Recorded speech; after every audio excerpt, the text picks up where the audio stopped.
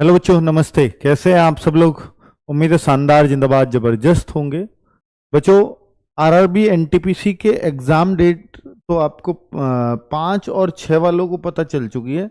लेकिन इतना सबको पता है कि 5 जून से लेकर के 24 जून के बीच में होना है।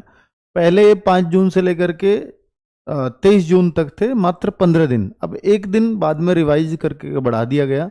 5 जून से अब 24 जून तक आपके एग्जाम होंगे।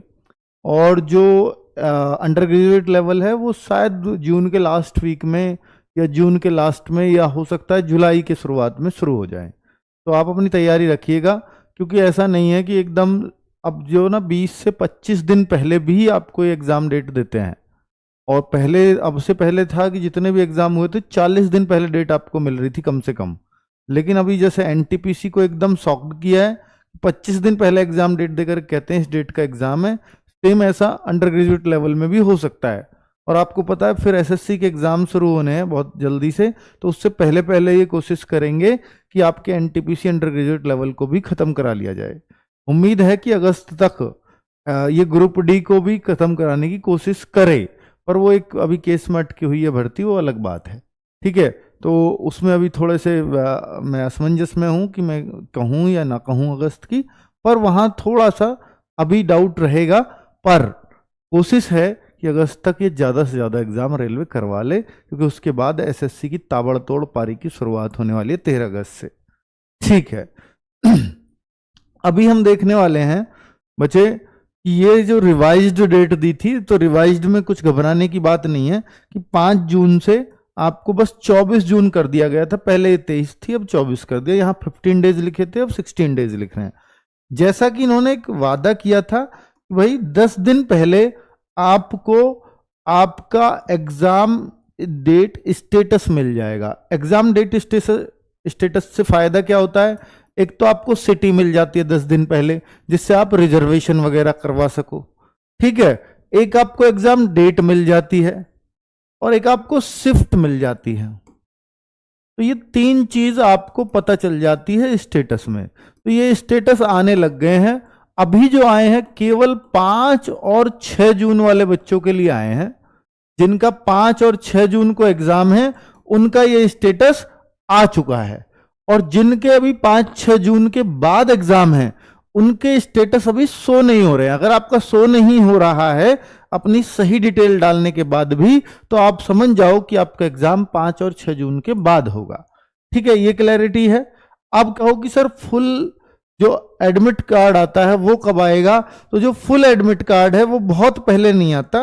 वो आप कैसे समझ लीजिए, 3 डेज बिफोर, 3 या 4 डेज, मतलब 3 या 4 दिन पहले आपको देखने को मिलता है, बिफोर। अब आप कहो कि सर 10 दिन जैसे इन्होंने बोला है कि ठीक है, जो इनका 6 जून का एग्जाम है उन तक 10 दिन कल तक हो गए या आज हो गए, तो फिर इसका मतलब जिनका 7 जून को या 8 जून को उनका भी कल स्टेटस आएगा। हाँ, अब हर दिन स्टेटस आते रहेंगे। एक दिन का गैप रहेगा, फिर 2 दिन का आ जाएगा, फिर एक दिन का गैप रहेगा, फिर 3 दिन का स्टेटस। तो इस तरह से अब आते रहेंगे। ठीक है, तो अब स्टेटस की चिंता नहीं करनी। अब हर दिन ये किसी ना किसी डेट वाले बच्चों का स्टेटस डालते रहेंगे। लेकिन जो एडमिट कार्ड है वो 3 से 4 दिन पहले ही आता है। चलो अब बात कर लेते हैं भाई, मैं इस वीडियो को क्यों लेकर के आया हूं। मिनी मॉक टेस्ट एक सबसे शानदार गिफ्ट बच्चों के लिए आरडब्ल्यूए का जो होता है वो मिनी मॉक टेस्ट होता है, जो आपके समय को मैनेज करना आपको सिखाता है। जिस बच्चे को समय की कमी पड़ रही हो ना बच्चों, उन सभी बच्चों को मिनी मॉक देने चाहिए। इससे आपका समय की जो बचत है वो बहुत हद तक हो जाती है। और हम हर दिन अब वो मॉक टेस्ट दे रहे हैं, मिनी मॉक दे रहे हैं। जैसे मैथ्स का आपका वेडनेसडे सैटरडे में होता है, और रीजनिंग आपका थर्सडे और मंडे में होता है, जीएस का आपका फ्राइडे और ट्यूसडे में होता है। ठीक है, तो ये आपका मिनी मॉक किस किस दिन कौन सा होगा, इसमें जितने जैसे 30 और इसके 40 क्वेश्चन आते हैं, तो 30 के लिए जितना टाइम मैथ्स के लिए चाहिए उतना ही हम लोग देते हैं। रीजनिंग के 30 क्वेश्चन के लिए जितना आपको टाइम देना चाहिए उतना ही हम लोग दे रहे हैं।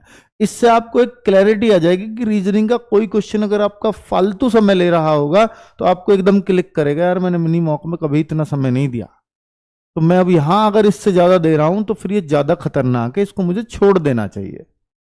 टिक भी नहीं करना, क्योंकि 1/3 की नेगेटिव मार्किंग है। मेरे भाई ये सुबह 9 बजे हर दिन आ रहे हैं और सबके लिए फ्री है। कहां पर दे सकते हैं इन्हें? RW ऐप पर। जिन बच्चों को पता है वो दे रहे हैं, लाखों अटेम्प्ट हैं इनके ऊपर।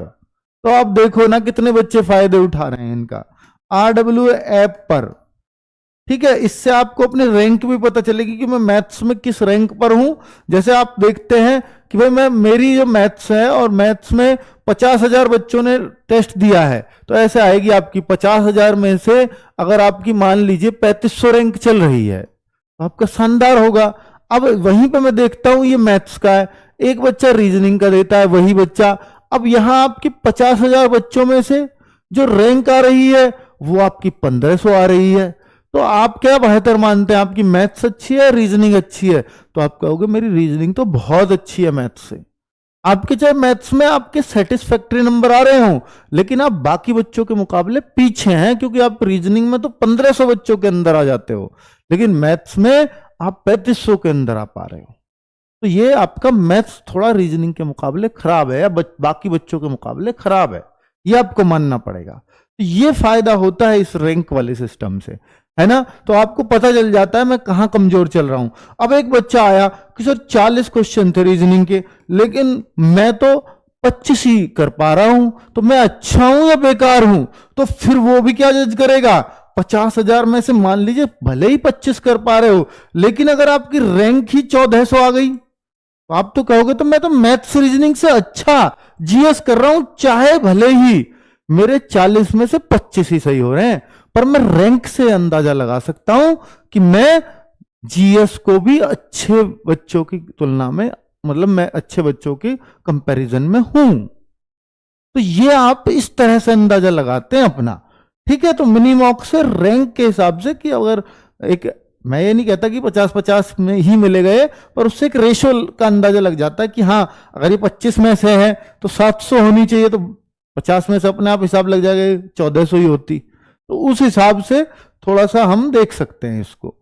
ठीक है, तो अगर मैं देखूं कि मेरे भाई ये मिनी मॉक कैसे अटेम्प्ट करने हैं आपको, क्योंकि ये बहुत इंपॉर्टेंट चीज है, तो रोजगार विद अंकित ऐप है, फ्री वीकली टेस्ट फोल्डर वहां लिखा मिलेगा, वहां पर आपको शुरू में ही दिख जाएगा RRB NTPC मिनी मॉक। तो इस पे आप क्लिक करेंगे तो आपको मैथ्स के अलग, रीजनिंग के अलग, जीएस के अलग, तो जितने मैथ्स के हुए वो इस फोल्डर में मिल जाएंगे, जितने अब तक रीजनिंग के हुए इस फोल्डर में मिलेंगे, जितने जीएस के हुए अब तक इस फोल्डर में मिलेंगे। तो मेरे भाई ये जो ना अलग अलग है, तो अलग अलग सबका टाइम भी है, जिसका जितनी जरूरत है उतना ही टाइम दिया गया है।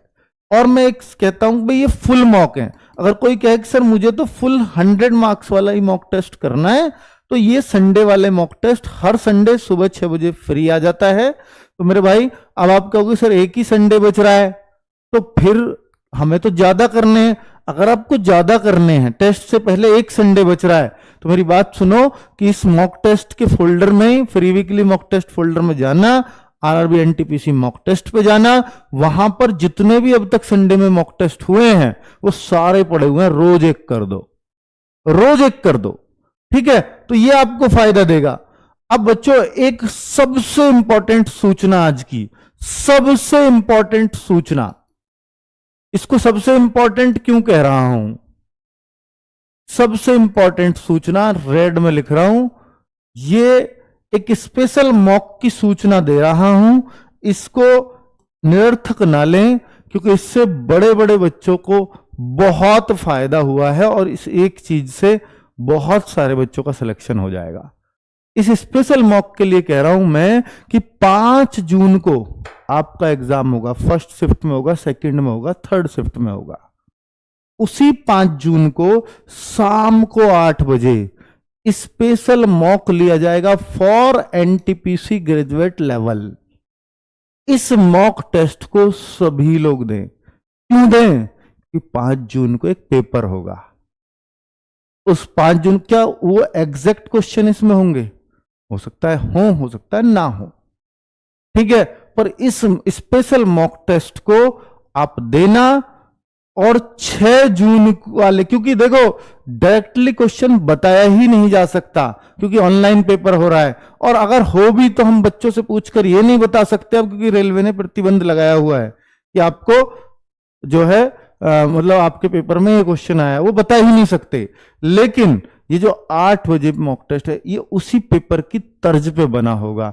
यानी आपको, मैं तो 5 जून वाले बच्चों को भी कह रहा हूं कि कई बार हम ऑनलाइन टेस्ट दे करके आ जाते हैं और हमें यह नहीं पता होता कि हमारा ये कितना अटेम्प्ट हुआ है, तो हम उसी तर्ज पे एक पेपर यहां भी बना रहे होंगे, वो भी आकर के इसको 5 जून वाले बच्चे भी कर ले तो आपको पता लग जाएगा हाँ पेपर तो ऐसा ही था, तो इसमें जितने मेरे आएंगे इतने वहां भी आएंगे। तो आपको अंदाजा लग जाएगा कि हां मैं इतने के आसपास करके आया हूं, मेरा जैसा ये पेपर है वैसा ही वहां आया था। तो भाई 5 जून को हम सारे पेपर को क्लोजली वॉच करेंगे, फिर एक मॉक टेस्ट बनाएंगे। पेपर में एग्जैक्ट क्वेश्चन वो नहीं देंगे जो आए हैं, पर आपको इतना पता होना चाहिए कि अगर रेलवे का पैटर्न अगर मैं पिछली बार का रीड करूं, चाहे ग्रुप डी का, चाहे एनटीपीसी का, सीबीटी 1 का, तो ऐसे पैटर्न बने हैं कि अगर लेसे मैसे का क्वेश्चन, एलसीएम एचसीएफ का क्वेश्चन ये पूछा गया है, इस टाइप से पूछा गया है, तो उसी टाइप के सारी शिफ्टों में पूछे गए हैं लास्ट तक। और अगर यूनिट डिजिट का क्वेश्चन यूनिट डिजिट का पूछ लिया नंबर सिस्टम से, तो सभी शिफ्टों में यूनिट डिजिट का ही पूछा गया है। तो रेलवे तो बिल्कुल सेम रूल फॉलो करता है भाई, तो बहुत फायदा होने वाला है, आप समझ लीजिए। तो ये मॉक टेस्ट शाम को 8 बजे जरूर दें। अब आप कहोगे सर ये 5 तारीख वालों को तो नुकसान हो जाएगा क्योंकि वो तो पेपर दे करके आए हैं। मैं उनको कहता हूं कि भाई 5 तारीख वालों को नॉर्मलाइजेशन में उतना ही फायदा हो जाएगा, क्योंकि भाई आपको पता ही नहीं था कैसा पेपर आएगा, लेकिन इन बच्चों को थोड़ा आइडिया लग करके जाएगा। कोई बच्चा जो साथी टेस्ट दे करके आया उससे भी पूछेगा, ठीक है, तो वहां से भी उसको अंदाजा लगता है कि हाँ क्या क्या पूछे गए हैं। तो 6 जून वाले, मैं कह रहा हूं जो 6 जून वाले स्पेशल मॉक का रिव्यू जरूर दें, क्योंकि जिनका 6 जून का जब पेपर है, तो जब ये 5 जून को 8 बजे का शाम का मॉक टेस्ट दे रहे होंगे, तो 6 जून को इस वीडियो के आकर नीचे आकर कमेंट देना अपना पेपर देने के बाद, सर 5 जून वाले मॉक टेस्ट का स्पेशल मॉक का फायदा हुआ या नहीं हुआ। तो आप कहेंगे कि बहुत शानदार हुआ। तो ये बहुत इंपॉर्टेंट इंफॉर्मेशन है मेरी तरफ से। सोचो कि हम पूरा दिन बैठ करके उस मॉक को बना रहे होंगे या हमारी टीम बना रही होगी, तो हमें तो एक्स्ट्रा ही प्रयास लगे, मैं आपको फ्री ऑफ कॉस्ट प्रोवाइड करा रहा हूं, ठीक है। दूसरी बात कि इस सबसे बच्चों सबसे जो जरूरी गिफ्ट होता है आरडब्ल्यूए का एनटीपीसी एग्जाम को लेकर के, अब वो गिफ्ट आ गया है आपका एनटीपीसी के लिए। अंतिम समय का सबसे शानदार गिफ्ट क्या हो सकता था जिसकी आप लगातार डिमांड कर रहे थे कि सर एक बार ना सारे सब्जेक्ट को टाइप वाइज फिरवा दीजिए, यानी रिवीजन करवा दीजिए। तो रिवीजन के लिए सबसे शानदार तरीका, सबसे शानदार सीरीज आरडब्ल्यूए की वो गागर में सागर होती है बच्चों, और इसमें हर एक सब्जेक्ट जो आपके पेपर में आएगा उस सब को हम रिवाइज करा रहे होंगे, हर एक टाइप को। तो ये टाइम टेबल नोट कर लें और इस सीरीज में हाजिर हो जाएं 28 तारीख से, यानी आज 27 है, समय है नहीं, कल से ही ये सीरीज स्टार्ट हो रही है सुबह 9 बजे से। रीजनिंग और मैथ, क्योंकि एक वीडियो में कर पाना संभव नहीं है सभी टाइप्स को, तो इसलिए रीजनिंग और मैथ्स के इस बार दो गागर में सागर मिलेंगे आपको, पार्ट 1 और पार्ट 2 करके। जैसे रीजनिंग की 28 तारीख को संदीप सर के द्वारा, और भाई रीजनिंग की फिर 2 जून को भी संदीप सर के द्वारा सुबह 9 बजे। ये हो सकता है 6-6 घंटे की हो, ठीक है। दूसरा फिर मैथ्स की आपके प्रिय राहुल तेवतिया सर द्वारा सुबह 9 बजे नेक्स्ट डे ही, यानी 29 तारीख को। और मैथ्स की फिर एक और, क्योंकि एक में मैथ्स भी कंप्लीट कर पाना संभव नहीं है, हमारी कोशिश है कि हम हर टाइप के क्वेश्चंस को आपको रिवाइज करा दें। तो ये सुबह 9 बजे 31 तारीख, यानी 29 और 31 को मैथ्स की मैराथन होंगी 2 गागर में सागर 6-6 घंटे की। हमने 12 इसलिए नहीं किया क्योंकि भाई इस समय 12 घंटे कर पाना लगातार एक टीचर से तो आपके लिए भी थोड़ा मुश्किल हो जाएगा, क्योंकि देखो कई बार ऐसा होता है कि सर हमें तो अभी भी हो सकता है 4-5 घंटे की तो ये भी होगी, अब भी हमें 10-11 घंटे पढ़ना पड़ेगा। पर आप देखो जब भी टीचर बदलता है ना तो बोरियत थोड़ी सी कम हो जाती है बच्चे की, तो बच्चे की क्षमताएं बढ़ जाती है पढ़ने की। तो इसलिए हमने इसको 2-2 पार्टों में किया है।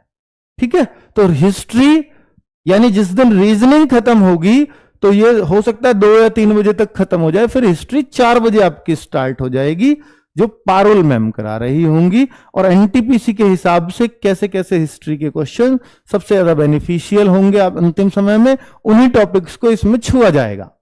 ठीक है, और पॉलिटी मैथ्स के बाद 29 तारीख को शाम को 4 बजे अजीत सर के द्वारा हो रही होगी। और चूंकि साइंस एक बड़ा पोर्शन है, फिजिक्स केमिस्ट्री और बायोलॉजी अपने आप में बड़ी चीज है, तो इसको 3 टीचर्स अलग अलग हैं ही, तो ये सुबह 9 बजे से शुरू होकर के ये 10-12 घंटे की क्लास हो सकती है, क्योंकि तीनों सब्जेक्ट को 4-4 घंटे लेंगे ही कम से कम। कोई 3 घंटे में केमिस्ट्री हो जाएगी मान लीजिए, पर 4 घंटे बायो के लिए, 4 घंटे फिजिक्स के लिए चाहिए ही चाहिए। फिजिक्स हो सकता है 3.5 में भी हो जाए, तो इसलिए कह रहा हूं 10-11 घंटे की क्लास ये जाएगी साइंस की। ये तीनों टीचर्स इसको कवर करा रहे होंगे, तो इस दिन केवल साइंस है। और भाई ज्योग्राफी आरओसी मैम के द्वारा 31 तारीख को शाम को 4 बजे, स्टैटिक जीके सोनवीर सर के द्वारा सुबह 9 बजे 1 तारीख को हो रही होगी, दिन रविवार है। रीजनिंग मैं आपको बता ही चुका हूं संदीप सर की। इकोनॉमिक्स शाम को 4 बजे हो रही होगी, और कंप्यूटर शिवम सर के द्वारा सुबह 9 बजे 3 तारीख को हो रहा होगा। ठीक है, और करंट अफेयर्स आदर्श सर के द्वारा 4 जून को सुबह 9 बजे हो रहा होगा। तो ये पूरा टाइम टेबल मैंने आपके सामने रख दिया है, तो इस गागर में सागर के टाइम टेबल का स्क्रीनशॉट ले लीजिएगा। जिस क्लास की आपको जितनी जरूरत है आप अपनी सहूलियत के हिसाब से ले सकते हैं। थैंक यू वेरी मच, नमस्ते।